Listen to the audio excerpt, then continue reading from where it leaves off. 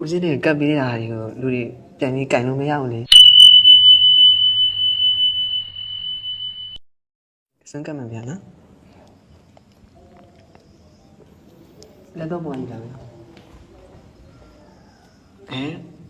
ဦးစင်းတွေကပ်ပေးတာတွေကိုလူတွေပြန်ပြီးကင်လို့မရဘူးလေ ဟုတ်အဲ့လိုမဟုတ်ဘူးတခါကြီးဘယ်ရကြလဲမသိဘူး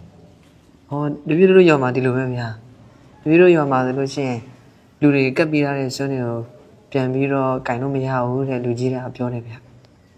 အဲ့လိုမဟုတ်ဘူးတခါကြီးဦးစင်းတို့ကတခါကြီးတို့မကန့်ရသေးမှလားဒီ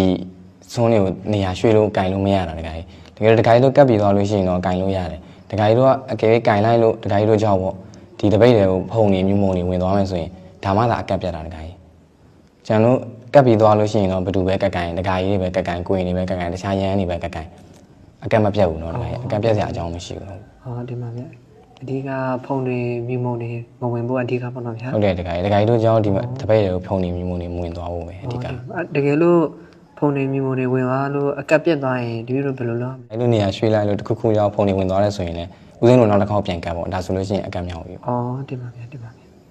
မတိလို့ပါဗျမထားပါနဲ့ဗျ ကောင်းပြီတခါကြီး